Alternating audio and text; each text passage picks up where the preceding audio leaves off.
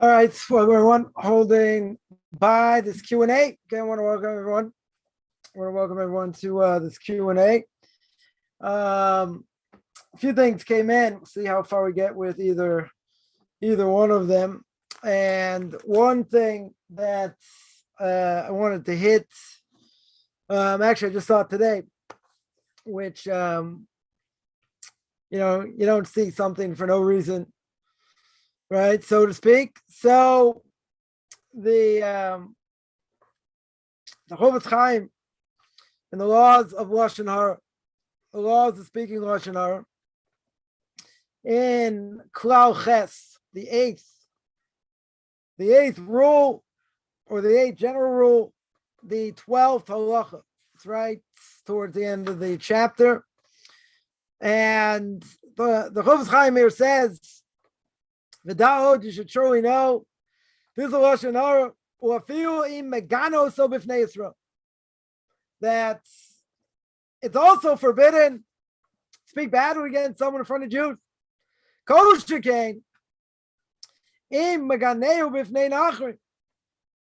And also, let's say you speak badly, person speaks badly against someone else, right, a Jew over here, and you disparage him in front of non-Jews. Right now, fortunately, we see this a lot, but whatever, I just want to flush this out.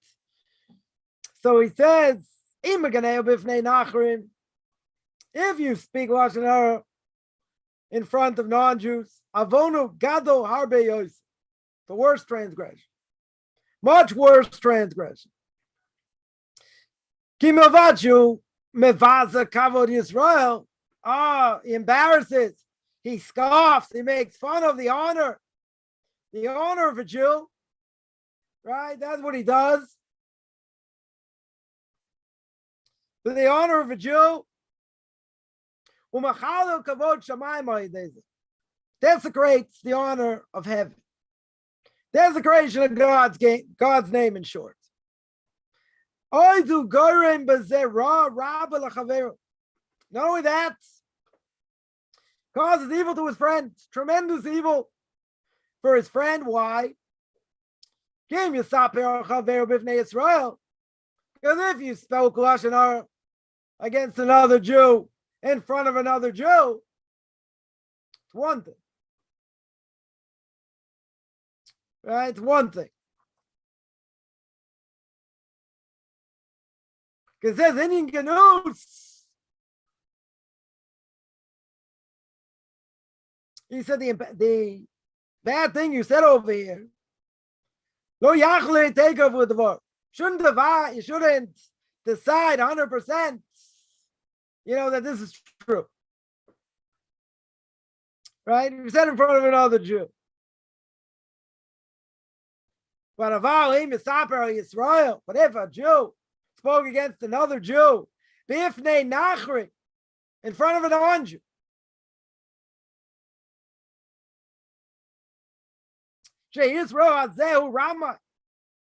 that this Jew is a fraud, he charges too much, or whatever the case is, anything like this. If he said in front of non-Jews, then you tell everybody. In other words, if he said in front of a Jew, right, you shouldn't decide immediately over here. Right? You shouldn't decide immediately by accepting the Lashon Hara. But if it's said in front of a non-Jew, then for sure you could. Right? You can be mefarsim it. You can tell it to others.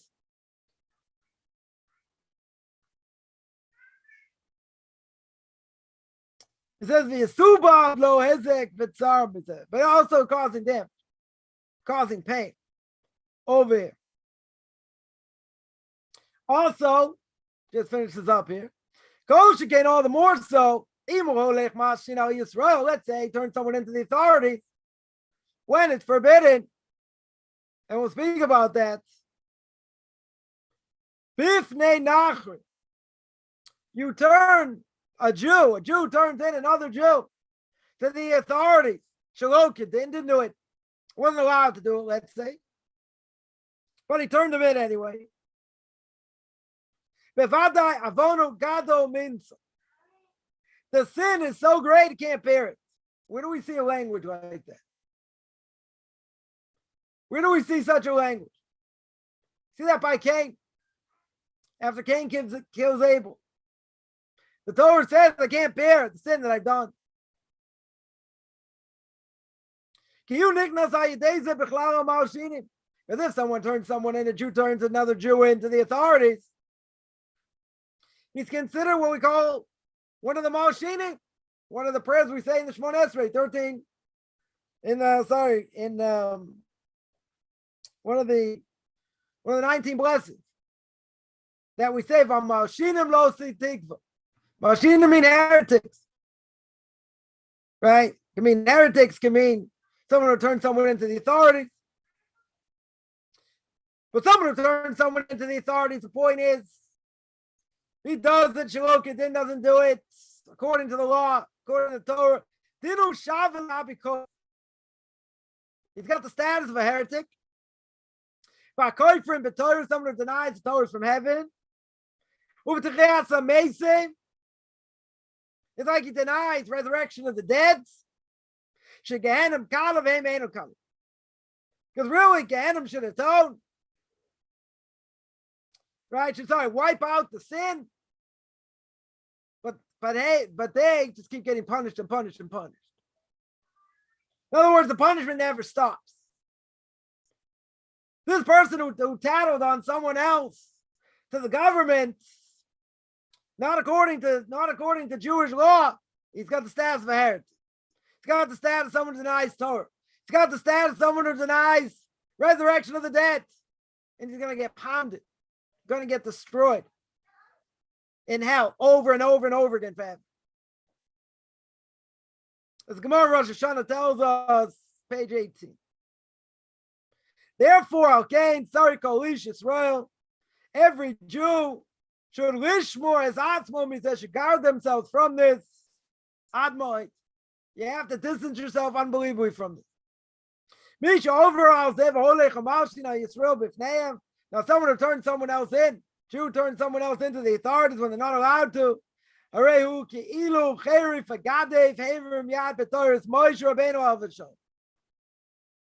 As if he blasphemes, raises his hand against God, against the Torah, Moshe. Like the Code of Jewish Law says, Laws of Damages, chapter 20.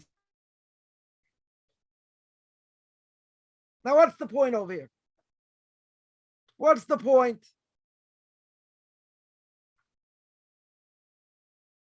First of all,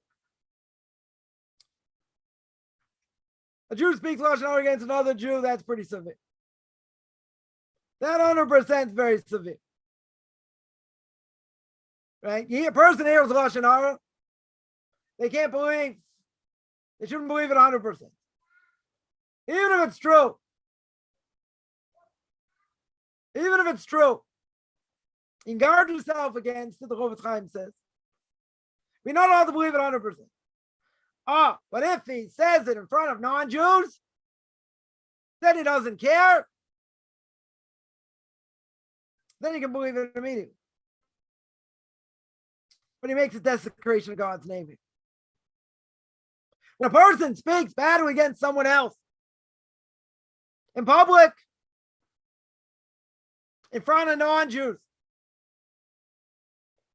or they squeal to the government, turn a person in, not according to the law, not according to Torah. So the Chofetz Chaim says over here from the Gemara Rosh Hashanah, this person is in big trouble. This person never gets out of Gehenna. He just keeps getting punished and punished and punished and punished forever. Because the soul is infinite. Soul doesn't die. Wherever it goes, it goes. But the punishment normally is only going to last a certain amount of time, 11 months, 12 months. And then it should be purged of all its sins. Not over here. Person who turns someone in, he's got status of a heretic, denies Torah, denies resurrection, gets destroyed over and over and over and over forever. What's the point? Why do I want to bring this out? Bad enough a person spoke Lashon Hara in front of Jews. You speak in front of non-Jews.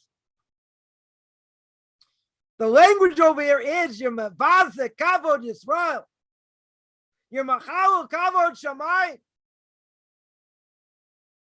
You scoff, you mock the honor of the Jewish people. You desecrate honor of heaven. Now you're going to say, what's the big deal?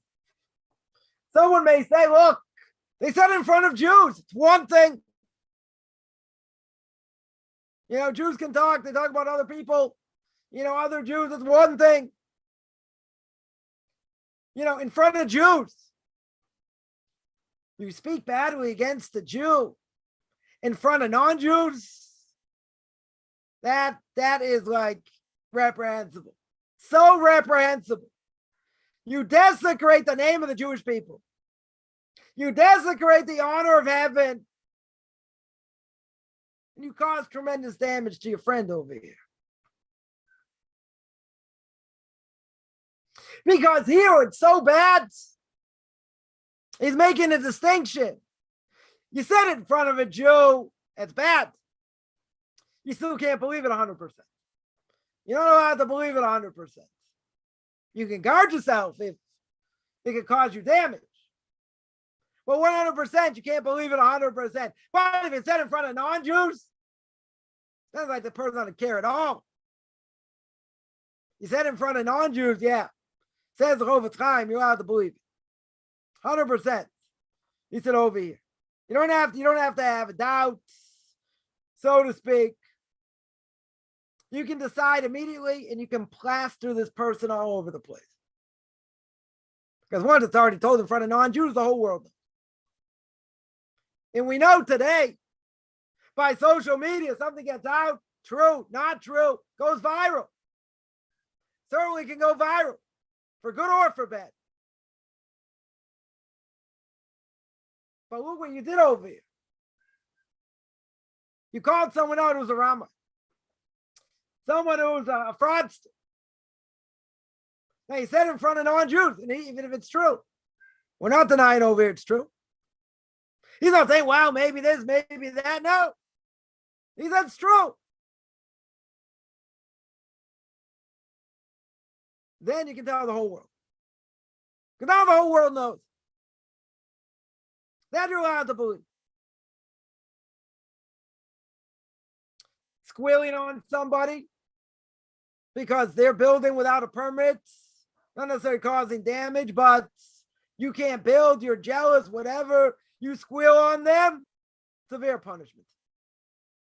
Severe punishment, the Gemara Rosh Hashanah says.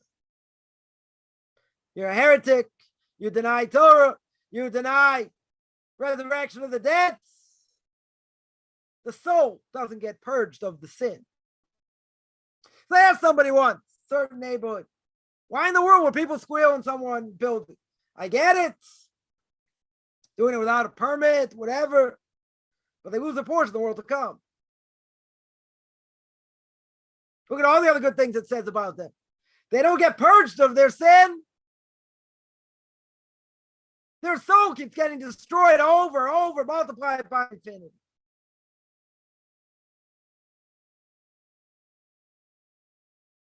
So Chofetz Chaim here says, got to guard yourself unbelievably against. But why? So I asked somebody, how could somebody do that? How could someone lose their portion in the world to come?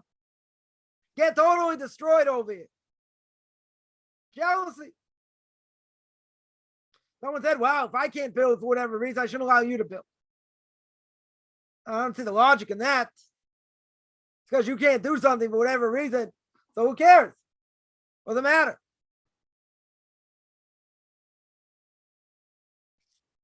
Someone can build, good luck to them. As long as it's not causing anyone damage. It's done, even if they don't have a permit, but it's done on the up and up. They're not, they just want to save money, but don't have to go through all the proper channels to do it. Doesn't mean it's not being done the way it should be. There's a whole nother issue. Jealousy. If I can't build, I'm not going to let you build. If you don't have a permit. It's illogical. Well, I can't be happy for someone. They live in a small place. They're adding on to it. It's a big deal. Okay, you can't build, whatever case is. Or even better, you don't own. You don't own, so the person's upset. They're building. Look what they're doing. You're just paying rent. Wasting money on rent. But you're willing to get so angry. Person's willing to get so angry over here. And jealous. Throw their portion of the world to come in the garbage. Which gets, actually, that's a good segue, because Torah is always related, as we always say. Right? Here, a person's anger destroys him. Literally. Totally destroys him. So, question came in that person, how can they say everything's for the best? Very timely topic. Right? How can they say everything's for the best? Why? In other words, saying it's one thing, putting into practice something else. So let's say a person got anger issues, right? Everyone has them, some more, some less. Just the question, when a person is going to get angry, frustrated, aggravated, fill in the blank, right? Fill in the synonym, whatever it is. So the question is, you can say, well, everything's for the best, like Nachum Ish Gamzu said. Nachum Ish Gamzu, the Rebbe Akiva said, Gamzu L'Toiv, everything is good. Rebbe Akiva said, Kol David Rachmana L'Toivav. Everything that God does is good. Difference, big difference. Gamzu L'Tov, you don't see the bad. You never see the bad over here. So the question is, how do you put it into practice? Good for Yom Kippur. It's one thing to know it, to say it. It's much harder to put in practice. Fill in the blank, whatever the bad character trait is. We'll take anger. Anger is a good one. So it fits into what we just said by the Chofetz Chaim. That a person's going to snitch on someone else. Why? They're jealous. They're angry. Now you're going to say, come on. Ad kedei kach, what up until that point? They're going to get their soul destroyed over and over again for infinity because they can't be happy for someone that they're building. They can't be happy something good happened to somebody because their life stinks right now or whatever. So they're willing to forfeit all that, be called a heretic, be called someone who denies Torah, someone who denies resurrection, and Gehenna comes for you every second of every day for eternity. Says the Gemara in Sanhedrin. Gemara in the first chapter of Sanhedrin says when a person's angry, even if the pit of hell would be opened up, you're not going to change. You're still going to be angry. So the Mishnah Perek Avos says, right, it says in Ethics of Our Fathers, you never speak to someone when they're angry. You let their anger dissipate. Can't speak to them.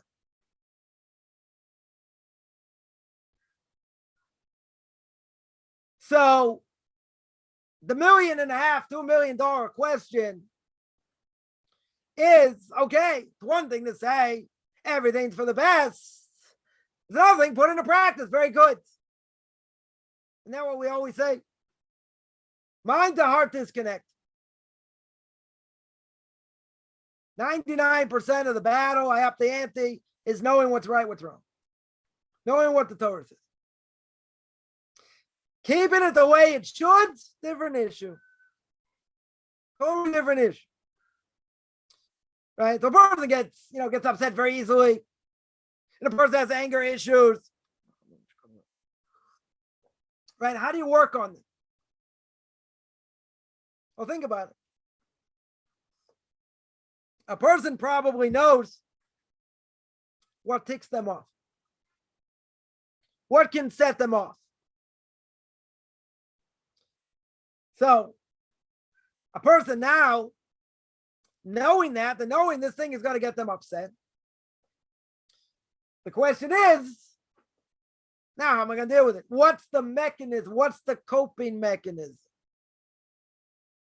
Some people will say, medicate it. Person's on Prozac, they'll sing and dance a little bit more. They'll be on an even keel. They won't get as upset as they did before. Right? Chemicals come out differently. They're in check. Now, does that mean 100% the person's not going to get angry? No, but right, in this case, they'll deal with things on a much lighter level. Forget medication. Right? We're not necessarily interested in medicating people unless we have to. But let's think. A person knows what triggers them. So now if you know what triggers, you got to figure out a mechanism how to deal with it. So one piece of advice would be something, let's say somebody said something, you know you're going to get triggered, count to 5, count to 10 before you open your mouth. Because right now you're ready to explode. You know it. All they have to do is say it or even insinuate it. They don't have to say it explicitly. But they make a comment and say, oh, you meant this? They probably did, let's say. So now the question is, how do you deal with it? And it can be hurtful. It can be a comment. It can be a comment, wobble of the belt. So someone here asked, well, should we say nothing? Be silent? If someone wants to egg someone else on, they want to rile them up, what's a good way to stop them in their tracks? You don't answer. Doesn't make you look like a wuss. You don't answer. They're going to say, oh, but they're going to take pride. You didn't answer. They're going to think they want. Let them think whatever they want. But see, they can't add fuel to the fire because they're not going to get a reaction out of you. In other words, they're trying to get under your skin. You're not going to let them get under your skin. I had someone tell me, a Jew, Nebuch, secular Jew, intermarried, right? So his kids aren't Jewish. He said, my son marries this non-Jew. Well, he himself is not Jewish. Okay. They got married. The person says they didn't mention God in the wedding, in the ceremony. You know what my answer was? Trying to get a reaction, obviously. My reaction was, okay, what am I going to explain? I know I can live together, and they were living together before marriage. So if they're living together, guess what? They're already married. 2 non-Jews, common law marriage, as we would call it. Do they have to get married? No. They have to have a document? No. They want one, they can. Certainly don't have to. So I got to sit there and explain it. Someone who knows nothing, waste of time. You know what my answer was? Okay. Like, they didn't mention God. So But they didn't mention God. Okay. Right? I should have said the non-Jews have to mention God in the wedding ceremony. That would have been a little bit obnoxious. Because this person thinks maybe the kid is Jewish. Wrongly so. Could have said that. Could have dug it in. What's the point?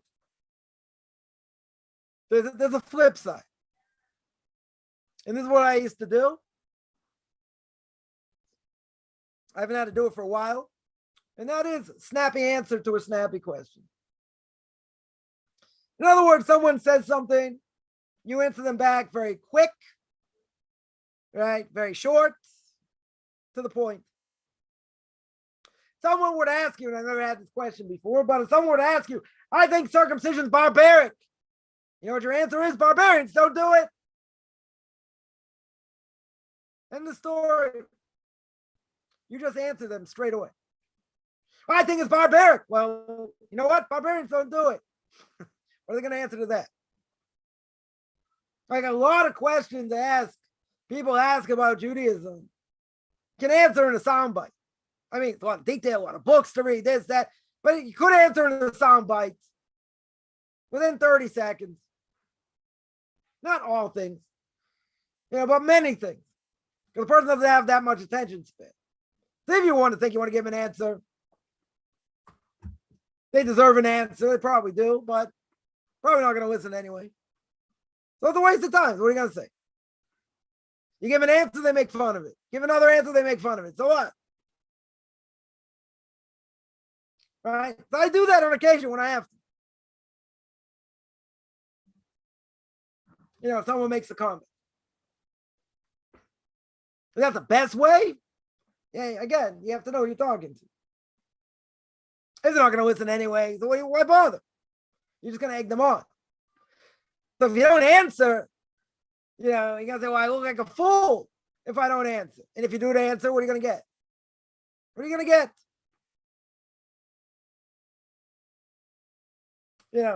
Someone asked, did this in a Q&A once. Someone asked, well, isn't there more to the world than the Bible? Than God? So what's the answer? No, actually. Right? But you could flip the script and say, what would be more, this is eternal and this is the message and this is what we're supposed to do. So what's more important? Football? Sports? Entertainment? Music? Let them answer. Let them look like a fool. Yeah, this is eternal. We got proof. You want to know about it? No. I'd rather have a hot fudge sundae. Okay. Right? That could be an answer.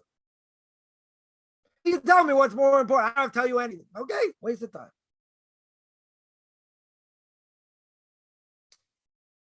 So the best thing is, you walk away from it. What are you going to, no point. You have to remember, when people make statements, they're usually agenda statements. You don't have to answer. Right? Great rabbi once said, a bunch of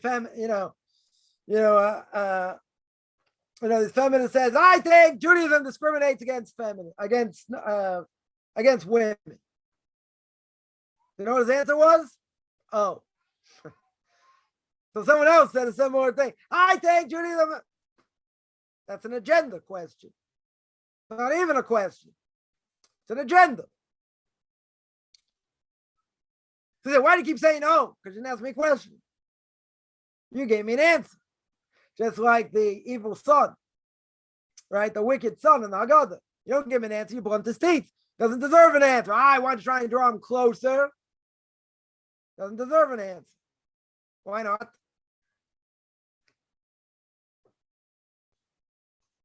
Because you can't answer an answer. That's the truth. Can't answer an answer. So when someone says, the Jews are this, the Jews are that, you don't have to answer that. Why do you have to answer that? Someone's going to say, it's offensive, and I take offense to that. Okay, they take offense to it. But they're not asking a question. You can say, but it's hard to hear. You're right. There might be things that are hard to hear. And you might have to hear them. Might have to give rebuke also. they're not going to listen. It can be painful, but guess what? People that are mentally challenged, they make stupid statements. They do stupid things. You got to look outside who the person is. They can have a PhD, pilot higher and deeper, or Papa has dough. They can be MBAs. They, can have a ton of money. The Jewish education could be that of a 3-year-old, a 4-year-old. I'm going to take what a 4-year-old says. I'm going to take that seriously? Or care if it's a family member or not. They're stupid. As we say in Brooklyn, stupid.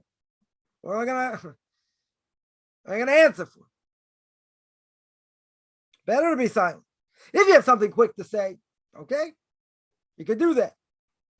Right? The answer is probably a waste of time. Most likely. And a lot of times they're not asking a question either. So they don't form it in a question, you don't have to answer. Right? There's no point. I come in contact with, people that's a lot of issues with family. We've spoken about this. Family members totally anti-Semitic. Yeah, it's a bad thing. Can be Jewish anti-Semites also. So years ago, I would have been jumped up and down, said this, said that. Waste of time. I'll answer what I need to answer. What I don't need to answer, I don't need to answer. If I see conversation going in a certain way, I don't want it to go, I'll change it. I'll say we're not going there. That's it. I'm going to talk about it, and I don't care if you don't like it. Okay, there's a limit here. But you have to see where the question's coming from. If it's a genuine question they want to know, it's one thing. If it's a question they just want to make fun, it's a waste of time. Better be says, oh, what, you don't have an answer? Well, what, and if I did? Like someone once told me, I sort of backed them into a corner. He said, well, we can agree to disagree. I said, that's not a statement. You're not making an argument. If you were in debate class, you get an F. I don't care. That's my statement.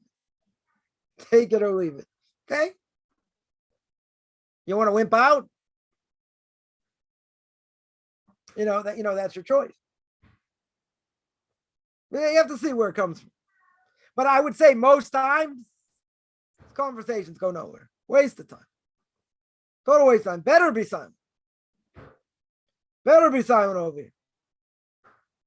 Right? So here, putting things into practice. If a person's angry, think what ticks you off. Probably a lot of things. Could probably be many, many things. But guess what? We got to figure out a way to react. We have to know what triggers and then know how to deal with it. People can say all kinds of things. Crazy things. Being quiet doesn't mean they have the upper hand.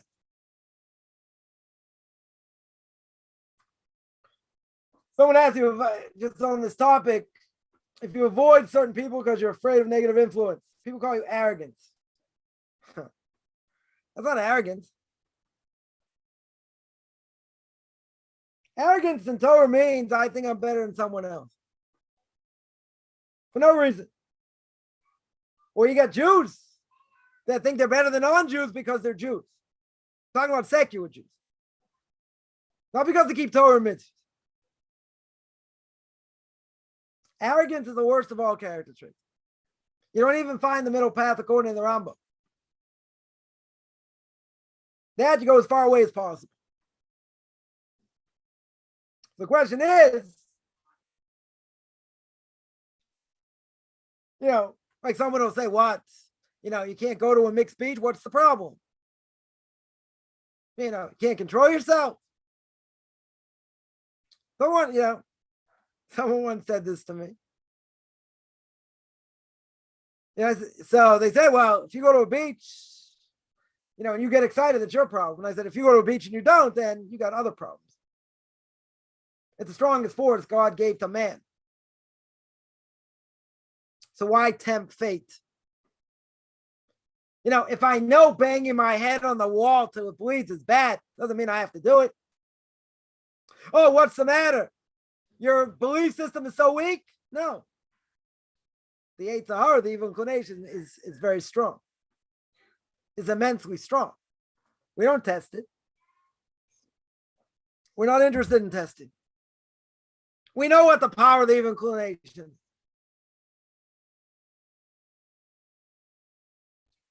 So I've heard this also. People say, oh, you think you're better. Never said I'm better.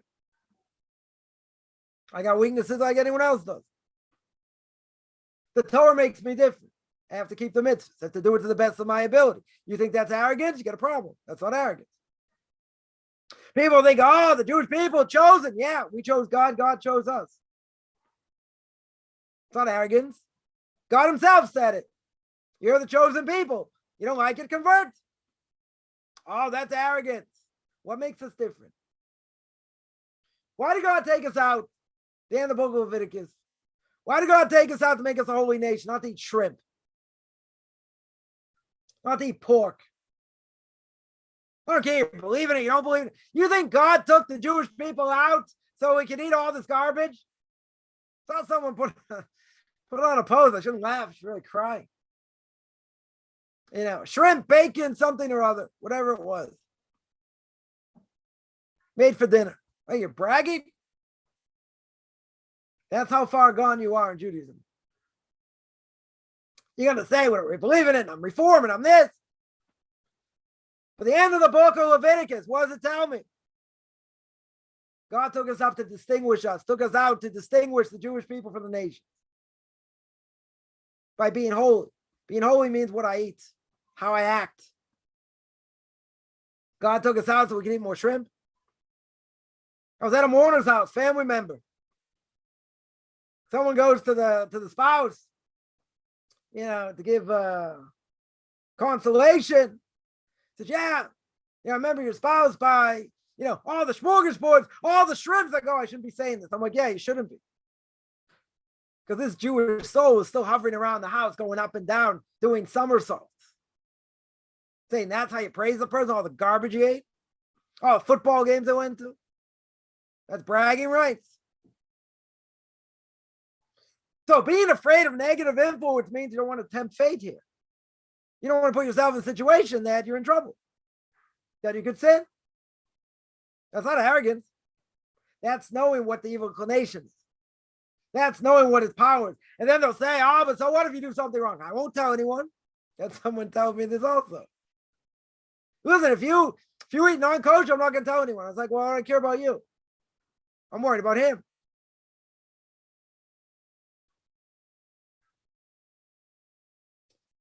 So, arrogance, according to the Torah, means like we think it means. It means I think I'm better and someone else just done based on who I am. That's why Lashon Hara is so bad. See, if a person steals from someone else, I have something in my hands. I have something tangible. If a person speaks badly against someone else, what are you doing? Even if it's true, it doesn't matter. You're putting them down to make yourself look better. What do I have in my hand? Nothing. But I said something to make them look ridiculous when it's forbidden. I don't have anything in my hand. That's why it's so bad. It causes unbelievable damage. But do I have something tangible in my hand? I have nothing. It just makes me look better. But also, I'm going to make myself look better, or someone's going to make themselves look better at the expense of someone else for no reason. Jealousy, whatever, doesn't matter. It's also arrogance. See, one thing we have to remember, we have to be ambassadors for the Torah. So we have to remember that no matter what we do, we're going to be scrutinized. People are going to look at us in a totally different way. Other people will cut us some slack. Us, we won't get cut any slack. Got to be picture perfect. Squeaky clean, not so easy. But I would say that if I have an opportunity to answer someone's misconception, good. If not, And they say, well, that's arrogance. Really? Did you read Rashi on that verse? The Ibn Ezra, the Ramban, the Malbim. They're doing what any of the great commentators. No, I think that's arrogance. Well, then you have a problem in definition. Do I have to worry about that? No. I don't have to worry about that. If I can answer them, good. If I can't, if I'm not there to answer, they have that misconception. Not my fault. Totally not my fault. Doesn't matter, essentially, what secular people think. They have no believability for anything. So it doesn't really matter. The point is, though, I got to be careful. I can't just say, wow, it doesn't matter what they think, what they say, blah, blah, blah. I got to be careful. I don't want someone having any claim whatsoever on anything about Torah. But again, we have bad days. We lash out sometimes. We shouldn't. Whatever. You got to learn not to do that because it makes us look bad. But see, you can't worry what people are going to think. I've turned the tables a number of times, and people, like someone told me a number of years ago. I don't think I had 3 kids, 4 kids. They said, in the marriage contract, the ketubah only says 2. I said, really? Where? I said, let me put on my glasses. Let's see. Let's go through it. Let's see. It only says 2. I said, okay. So I said, I'll take any of these kids right now. Which one should we murder? You tell me which one we should kill. Come on, that's fanaticism. That's what they're going to say. It's funny. What? No, but you're telling me. Shouldn't have kids. Shouldn't have too many kids. Yeah, words like that are hurtful, so to speak. But in the end, they see, wow, what a beautiful family, this and that. But they got to make that. They got to make that jibe to make them more legit. Because I'm not like you. Because it's like I'm putting you down. Right? So someone says we take bad words with a grain of salt. Sometimes you have to rebuke. Sometimes you might have to say something if they don't listen. But yeah, a lot of times it's not worth anything. It's a test. How are you going to react? A person might be in a bad situation. Someone can say something, whatever.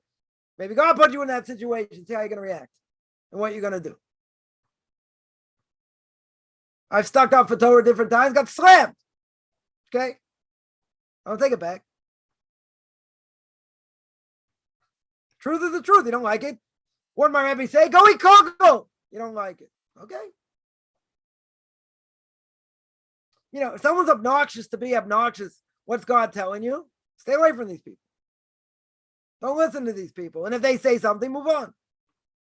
That's the message. They may want to hurt you. It's true.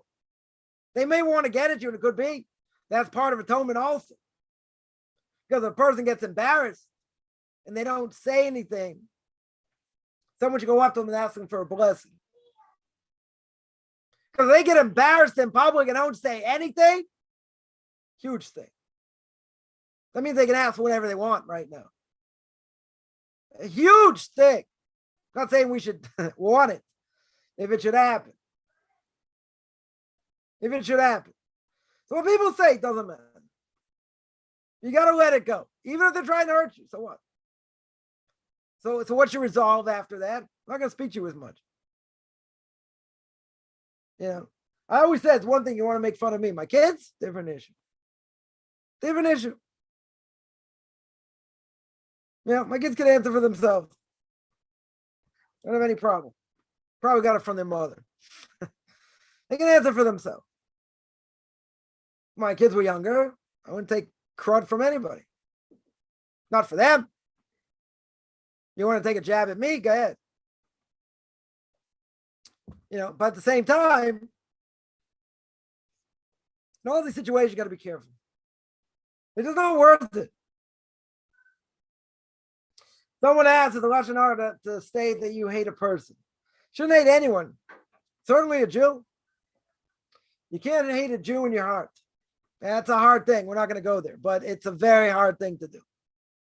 Especially people done terrible things. Can't hate them in your heart. Can't bear a grudge. You're going to say, well, what if they did this and they did that? I'm going to tell you what the Torah says. The Torah says you can't bear a grudge. Can't hate them in your heart. Can't hate what they do. Can't hate the action. Can't hate the person. What if a person's so bad? You're right. People do terrible things. They say terrible things. I got a whole laundry list. Of what people have done I can't stand. But can't hate the person. So someone's going to say, well, that's great. Is that for the righteous or for everybody? It's for everybody. You're going to say, well, I'm in trouble. We're all in trouble. Because somebody like that would ask for forgiveness before Yom Kippur. You should try and give them forgiveness. Now, I'm not going to say it's easy. It's not. So it's a Lashon Hara to say you hate a person. You're not allowed to say you hate somebody. A non-Jew, you could. For a Jew, I wouldn't say it's a good thing. Chofetz Chaim says technically you could speak Lashon Hara against a non-Jew, but he doesn't recommend it because of a lot of other things you could slip up in. So a person not allowed to speak Lashon Hara against themselves either. I don't think people are aware of that either. Chofetz Chaim states clear as well. You can say, if someone asks you, well, did you ever do this? Did you ever do that? You're allowed to answer. You don't say, well, I can't say because it's Lashon Hara. You're allowed to answer. Certainly, if it's going to maybe draw someone closer, right? That you'd be allowed to do. Hating a Jew in your heart as a Jew, that's forbidden. 100% forbidden. That is Lashon Hara against yourself. Against a non-Jew, different issue. Against a Jew, yeah.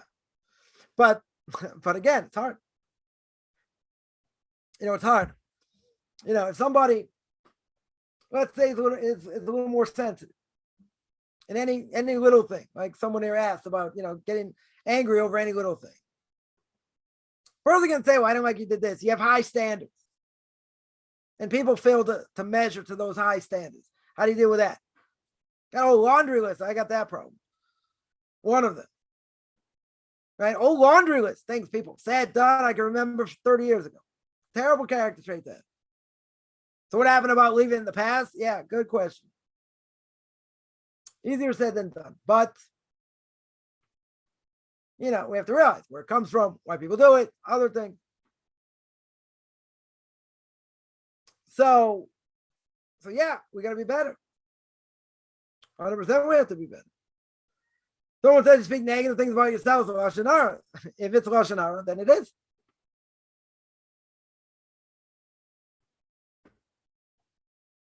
That was easy, right? If it's Lashon Hara about yourself, it's Lashon Hara. So you're not allowed to. Again, in certain circumstances, maybe it's okay. Someone may ask, did you ever do this or do that? Now, they're not trying to do it to remind you of your past. But they ask an open question. So you have a choice. You could lie. Because you don't want to expose yourself.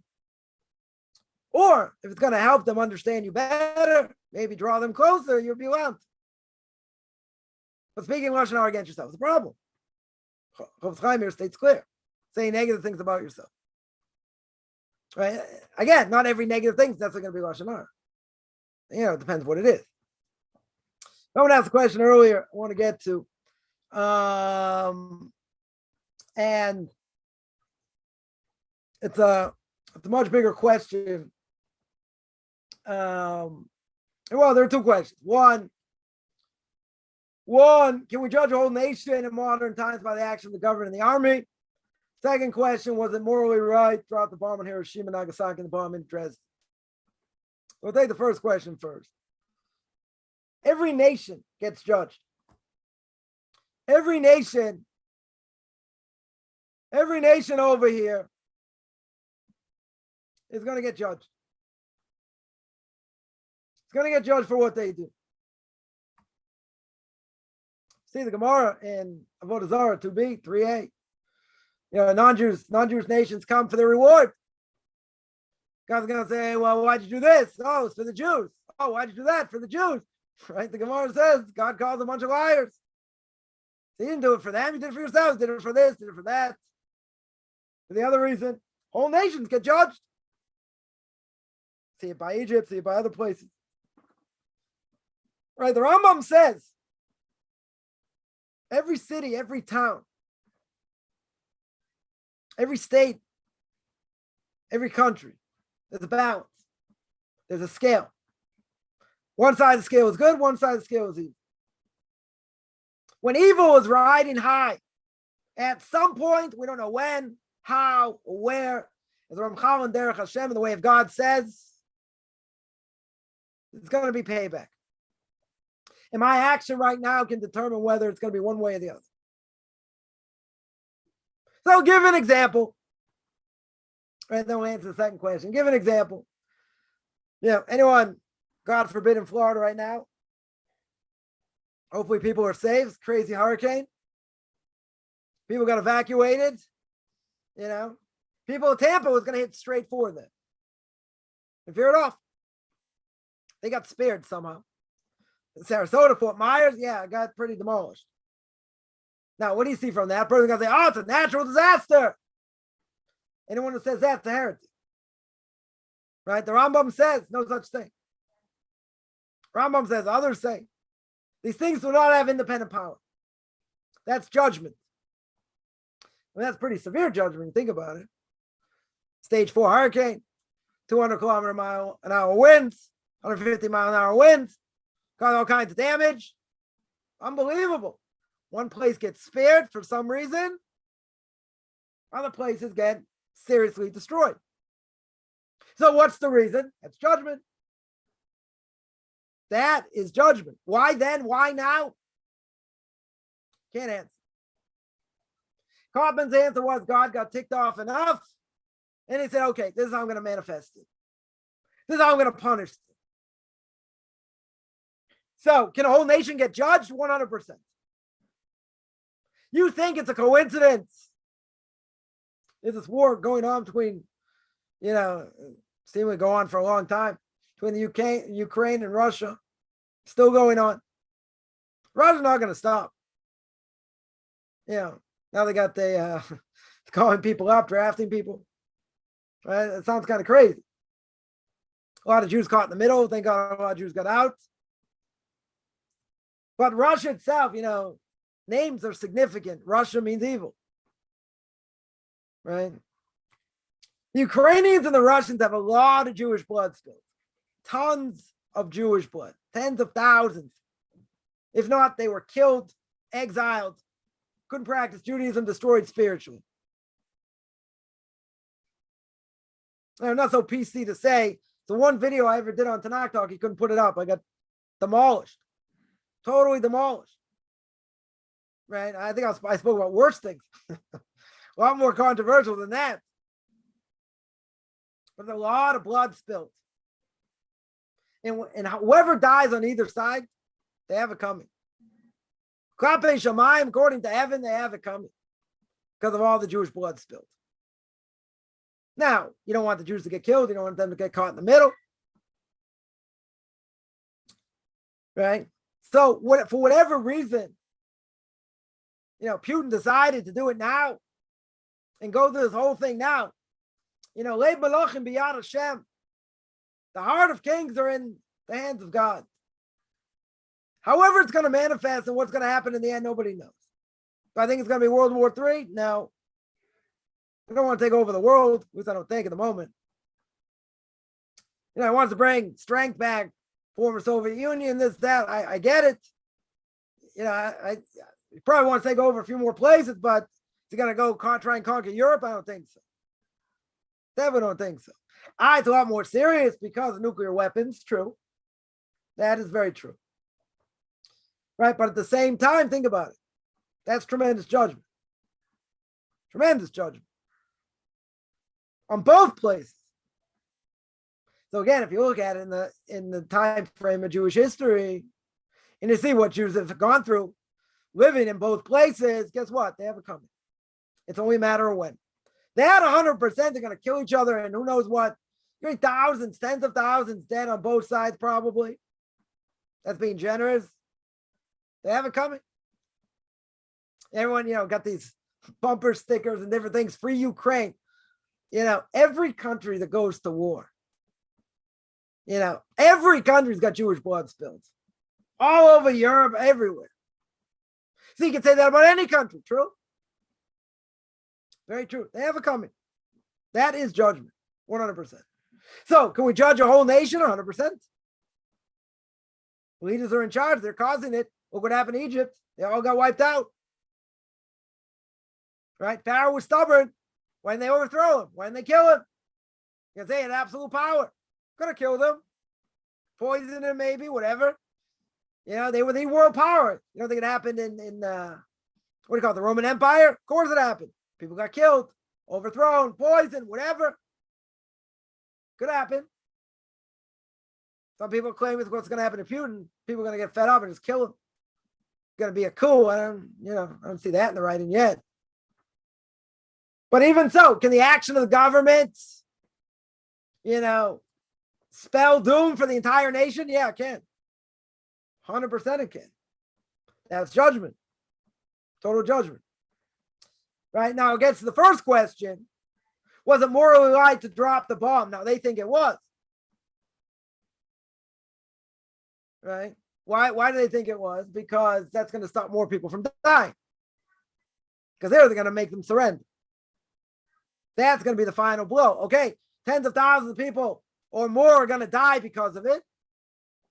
You're right, but that's what happens in war. People die. People in this country, in Israel, make the mistake. They think we have to be the most moral people in the world. Who says? War is war.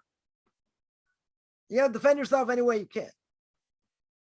And they want to use human shields. They want to strap, explosives to grandmothers and shoot from schools and other things. They don't think they're going to be repercussions. Yeah, innocent kids were killed. Yeah, because they put them in the front lines, idiots. They put them in the front lines. What do you want? So we're inhumane. It's war. Any other nation, you wouldn't even ask the question. You wouldn't even ask the question. You think if Texas was being bombarded by missiles by Mexico, you think if they struck places where innocent people, quote unquote, were killed, you think the world's going to bat an eyelash in a certain way? Not so much. Said you got to be moral. You do whatever you can to stop it. If they use human shields, what are you supposed to do? So you try and be careful, okay? But war is war. What happens in war? Some innocent people maybe get killed. Forget about the Torah outlook; it's a different issue. They were meant to be killed. They're transmigration of soul and different things. Forget that. There's the people, quote unquote, will get killed. That's what happens. Now, if that's going to stop more people from dying, then who says you shouldn't do it? Right? They weren't going to invade Japan. It's going to cost tens of thousands of lives. Right? And it would just linger, be like another Vietnam problem. Well, that was after. They weren't going to do that. So here, okay, caused unbelievable damage, stopped the war. That was the final blow, stopped it. Now, the question is it morally right? So let's analyze. They're the ones got America involved in the war, bombing of Pearl Harbor, 1941. Which America never wanted to get in the war anyway. But okay, give a little bit of history here. So, okay, their leaders are crazy. So you do what you can to stop them. So by killing them in that way, that ended the war. So you're killing people that way, but you're saving American lives and NATO lives. French, whoever joined up with the US. So that saved lives. Thousands of lives, tens of thousands of lives. Now the question is, what does the Torah say? The Torah says, you have a right to defend yourself. They have the status of a pursuer. You take them out. Pursuer, you take out however you can. And if it's going to save lives, all the more so. Right? So what happened over here? They had a divine decree. That divine decree was they're going to get America involved in the war. It's going to be the beginning of the end. And they're going to get demolished. How are they going to get demolished? All kinds of ways. Bombs. Right? Nuclear bombs. However, whatever it takes. So who says that's a problem? They brought it upon themselves. But see, you can't say that. You got to look in the Torah's eyes. So what would the Torah say? The decree. That country had a decree on it, had a death sentence. Right? For 1 million people to die, let's say. However many it was. They had a death sentence. So the question is, how do you carry it out? So God had a plan today or yesterday. Still going on. This hurricane, he can use a hurricane, he can use a nuclear bomb. No difference. That's judgment. 100% that's judgment. But 100% the actions of the government, can cause the whole nation to get demolished. See that by Amalek? We have an obligation every generation to wipe them out. We don't know who they are. So we have to wipe out what they stood for, which is bringing atheism to the world. No such thing as supernatural.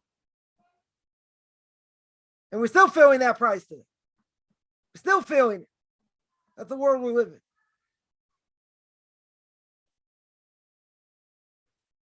God doesn't have mercy on them. It's the only nation that God says demolish. Absolutely go out there and fight them. All right? I made a video a few weeks back on that. But the point is, they brought that to the world. Some nations are worse than others. Many times, Torah says, don't go after what the Egyptians did. Immorality. It didn't say wipe out all the Egyptians. It says don't do what they did. Don't go in their ways.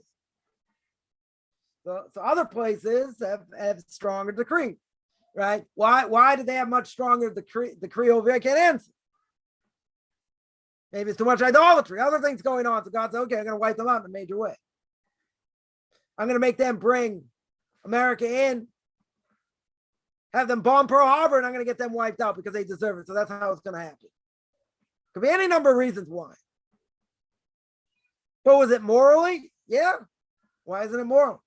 It's going to save thousands of lives, tens of thousands of lives. But that's not the question. The question is, the Torah says it's okay. And here, if someone's a road dave, a pursuer, you do whatever you can to stop them. Doesn't mean you have to kill them. But if you have to kill them, you have to kill them. And that's what happens in war. I don't know if people are aware of that. People die. That's the whole point. Till you get them to surrender. So that'd be allowed. Someone asks, as a Noahide, can I marry a Muslim woman? Now the problem is going to be if you get married in a Muslim ceremony.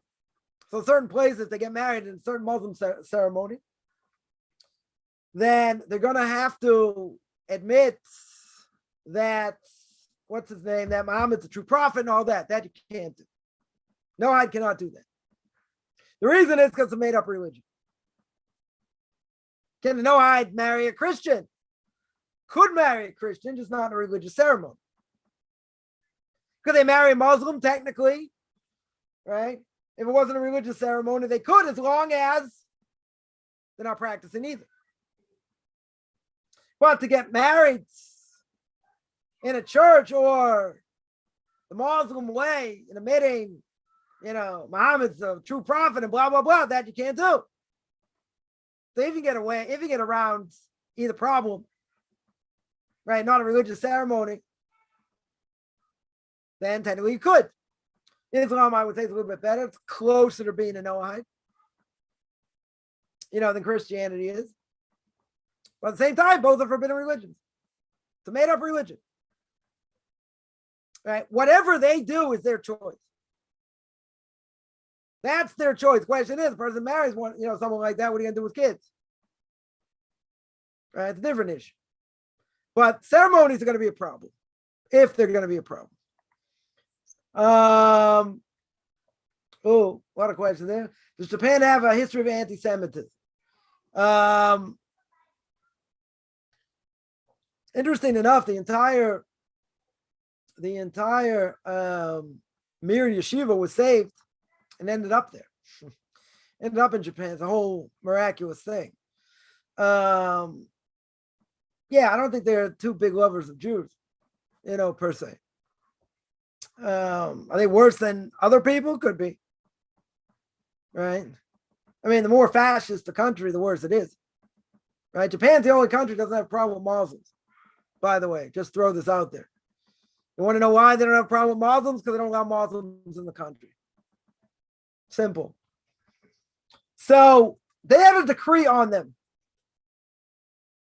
There was a decree. What was the decree? Could it be their, the anti-Semitic other thing? I don't know. Could be. But there was a divine decree, no question about it. Don't imagine, look at the Lithuanians. Yeah, Lithuanians, no lover of Jews. No question about that. Right? They got a tremendous amount of blood on their hands also. One of the great Kabbalists today says that if there's going to be a war of Gog and Magog, it's Yishmael against Edom, the Western world. So some say that when the Messiah comes, the places closest to Israel get hit first. This great Kabbalist says no, disagrees, and he says Europe's going to get hit first because of all the blood, all the Jewish blood in Europe. Almost every country has a lot of Jewish blood in Europe. Russia got plenty. Poland got plenty. Czechoslovakia got, all over. Germany. There's. I have a neighbor of mine who's Ukrainian, and he just said, Ukrainians are just barbaric. He grew up there, left there, I think when he was 14, 15. I think he ended up coming here. He said just people themselves. Now you say, well, that's a racist statement, whatever. Okay. Right? I'm sure there may be some nice ones out there, but they are no lover of Jews. No question. I know someone else, I think left when he was, 16, 17, not one good thing. Told me, said, not one good thing I have to say. I asked him, what was it like growing up there? I think I also grew up in the Ukraine. He said, not one good thing to say. Not one. So there's tortures that they did. It's whatever. We're not going to go there. It's just gruesome. These people are animals. What they did. Anyone wants to Google it, see what happened in 1648, 1649, the Chemerinsky massacres. People were animals. Absolute animals. Barbaric. I don't even have any other word what they did. Some of the things they did. Killed thousands. Tens of thousands. They didn't just kill them, though. They didn't just kill them. I'm not going to go into gory detail. But they butchered them. That's a better word. They butchered them. Pregnant women, different things. Crazy things. Crazy things. That whole continent going to get absolutely destroyed at some point. But anything that happens, any of these wars, any of these places, it's a divine decree. A lot of it is going to have to do with, okay, God's paying them back now. Why now? I don't know. But why is he paying them back? What he did. Look what these animals did to Jews. There's almost no place Jews have never been thrown out of. And not in a nice way either. Said, okay, pack up, gone, or we're going to kill you. Or convert you. Then you got Spain, you got the Inquisition, you got what happened in Poland. All over. You look at Jewish history, it's amazing anyone wants to convert. It's amazing. Look what the Jews have been through. I have no choice. I'm a Jew. I was born a Jew. Right? But look at what we went through. Look at that history. Blood. Bloodshed all over. All over. Listen, see what's going on in America now. Every other day, different anti-Semitic acts going on. Some people getting in, getting out. Others may be stuck to it and think, oh, it's never going to happen, this, that. Listen, it's the only exile they haven't been thrown out of yet. Jews haven't been thrown out of yet. God forbid should happen. All right, but a lot of things going on. I'm not talking conspiracy theories. Just what you see. You see videos go viral. It's crazy.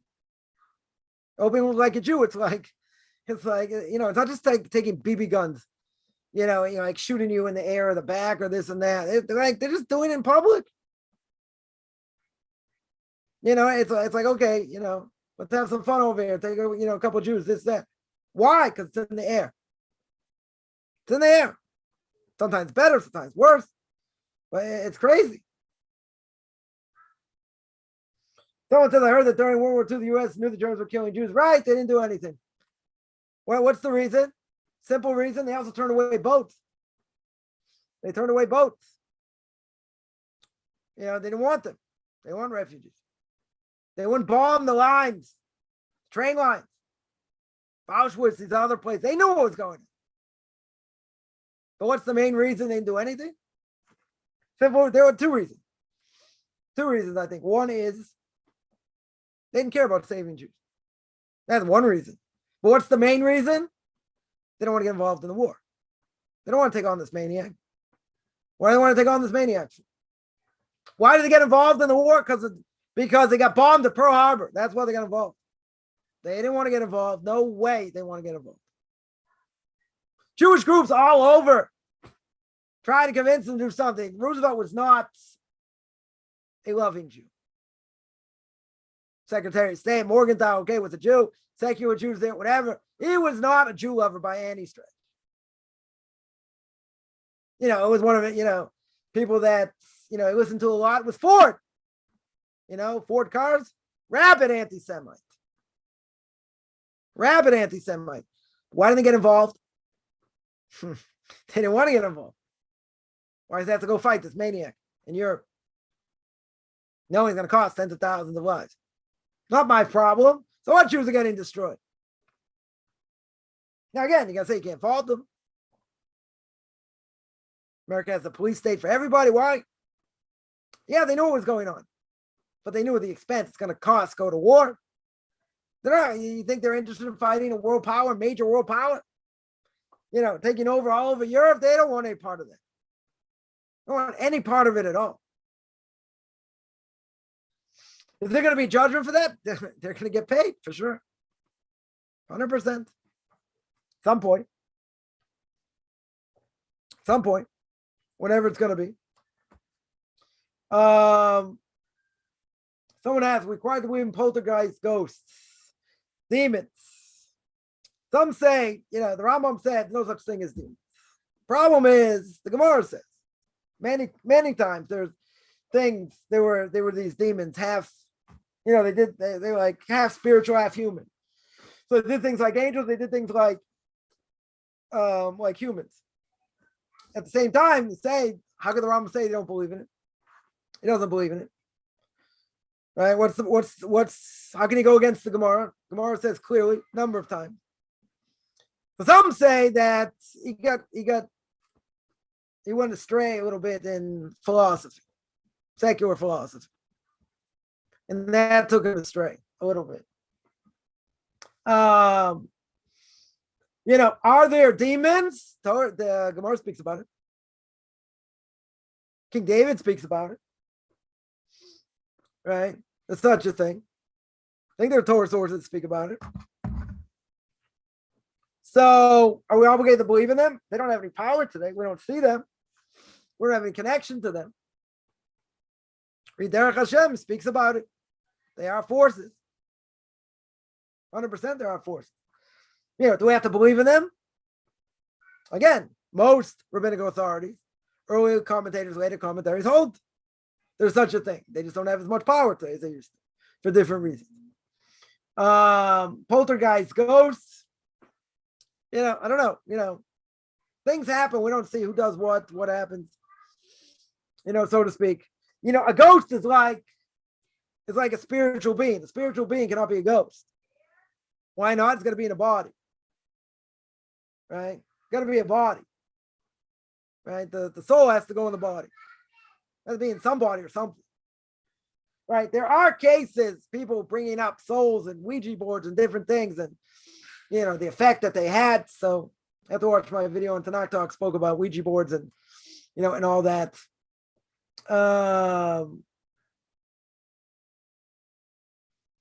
Yeah, so like I said, the Ramchal speaks about it. Others speak about it. So the only question is why the Rambam say he doesn't believe in it. If the Gemara speaks about it, then we know it's true. Rabbis had contact with demons. It says we're not to hang out where demons are. They cause damage, other things. Today, their power has been dramatically weakened. So we don't see them. I mean, we don't fathom. Forget about the Matrix or anything else. We don't fathom nothing. You can say, well, could some people be right in front of us? They could be demons, even though they look human. I don't know. I guess we're not going to know. No one's going to know. No one ever.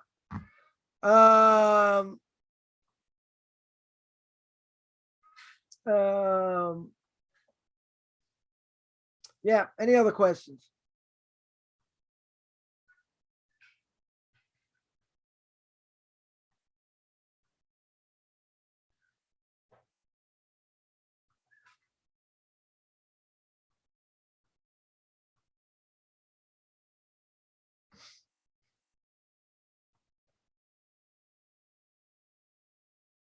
Someone asked about Josephus. Josephus might be called the Jewish Benedict Arnold. Big traitor. Many holds that, yeah, you got to take what he says, like with a grain of salt in a certain way, but historical events you can believe.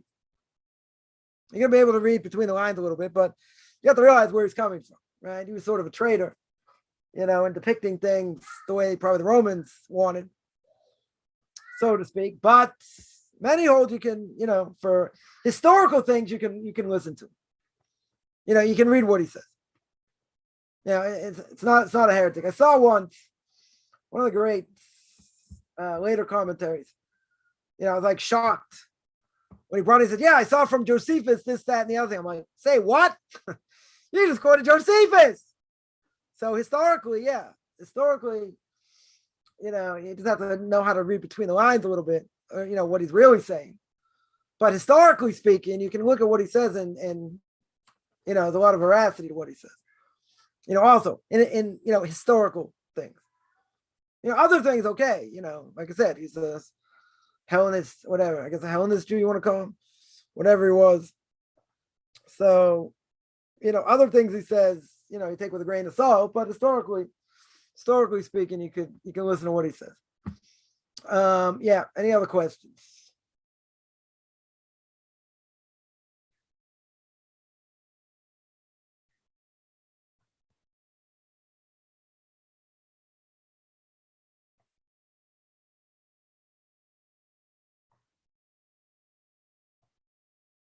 Yeah, any other questions?